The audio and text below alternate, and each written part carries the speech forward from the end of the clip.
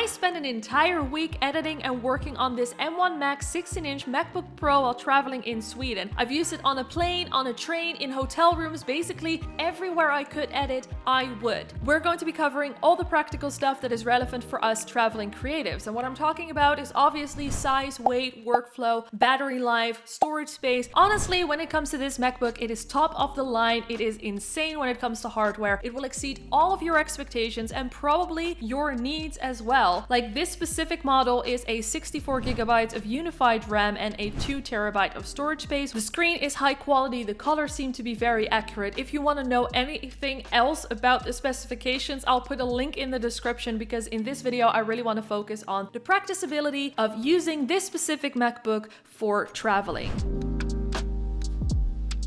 So obviously it's a bigger size because it's the 16-inch, but it's also heavier. So this is not ideal if you have to carry it around everywhere. You're also bringing camera equipment, which is what I did on this specific trip. In total, my backpack was around like 8 kilograms, which is I think like 17.5 pounds. And this MacBook by itself, I'm not entirely sure. I think it's like 2 kilos, which is about 5 pounds. So it is on the heavier side, but it's definitely not too heavy, especially if you're just bringing your MacBook. If you go to a cafe or whatever, it is not a big deal at all. You barely feel the thing. And if you're bringing camera equipment, what you can do is you can just put down your backpack, which is what I did all the time on the train. Wherever you are, there's literally no point to have your backpack on your back. Now, on an airplane, I can confirm that the 16-inch is quite uncomfortable, at least if you fly economy like me. The economy seats are already quite small. You have this tiny tray where you put your MacBook on, so you end up editing and working like this because you don't want to bother the people next to you. So for that reason, I would say that the 14-inch is obviously a better choice because it is a little bit smaller, but for me personally, having a bigger screen is so important and it's so useful for video editing and photo editing that I'm not willing to sacrifice that and get the 14-inch. So when it comes to transportation like plane, train, it is on the bigger side, so it can be a little bit uncomfortable. But then when you're in an hotel room or an office or whatever, this is a great size. And of course, it has an HDMI port, so if you're at an office and you have a separate screen, you can just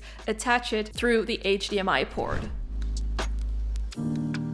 I really enjoyed working on this machine. It's such a great machine, but I did have to get used to it as this is my first MacBook Pro. But now that I'm used to it, I absolutely love it. And the one thing that I particularly love about it is the workflow between the MacBook and the iPhone. Now, this is actually the primary reason why I got an iPhone and a MacBook. It is obviously because of AirDrop. AirDrop is the best invention that, like, I don't know, it blows my mind, because now if I have a video ready that I want to share on Instagram or on Twitter or whatever, or I have shot some videos on here and I want to airdrop it onto my MacBook, I obviously use AirDrop, which means that within seconds it's exchanged. I don't know how it works, it's magic and I love it. And that is so important for me when I'm on the go, because I want like minimal effort when it comes to my workflow. I want things to be quick. I don't want to use cables, and that is exactly what the Apple ecosystem offers, which I am obsessed with at this point. Now, the reason why I also love this MacBook and not the older MacBook, and I know this is a sensitive topic, is because this MacBook has an SD card slot again, which means that when I film with my camera,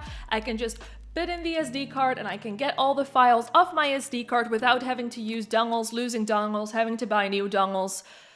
Now, obviously, I had to measure one of those transfers to see how long it took to transfer it to my MacBook, and about 75 gigabytes took about 10 to 12 minutes, which I think is pretty good. And when it comes to storage space, it is completely customizable. There's not much for me to say about it. All I can say is that I got the 2 terabyte version because I felt like 1 terabyte wouldn't be enough if I'm editing on the go and I'm shooting a lot of stuff, because I like to edit everything locally and then transfer it to an SSD drive. So when I do that, it means that I have to transfer a lot of files to my SSD drive, in this case a LaCie drive, and it took about an hour to transfer 500 gigabytes to my SSD, which I also think is pretty good. Compared to my PC, this is so fast.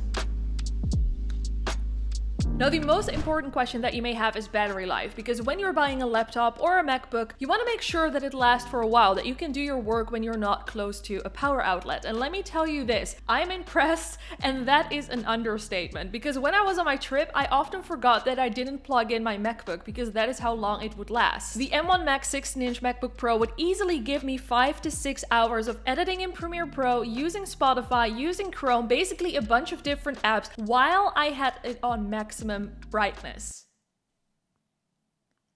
There's not much to criticize there. So obviously, if you don't use all of these apps at the same time, or if you don't use your MacBook at maximum brightness, it will last you even longer than that. And I think that for me, this is the biggest selling point. Being able to edit all afternoon on one battery is game-changing, and it opens so many doors, so many possibilities to create content wherever you are. And then when you do need to charge it, it takes about 30 minutes to charge it back to 50%, which is great because if you're at an airport or wherever you are where you have a power outlet just before you have to hop on the plane, you're good to go. I haven't tried this myself yet, but since the charging cable is a USB-C to a MagSafe cable, I reckon that you could also charge it in a car or anything that offers a USB-C port. If you could do that, is even better. To answer the question, is the M1 Max 16-inch MacBook Pro perfect for traveling? My answer is yes and no. In terms of practicability, I would have to say no, but in terms of everything else, workflow, battery, and if you're a content creator, this might be the perfect machine to travel with, in my opinion. Assuming that you are a content creator who's interested in traveling, please make sure that you watch this video right here about a gadget that has saved a shoot when I was on my work trip,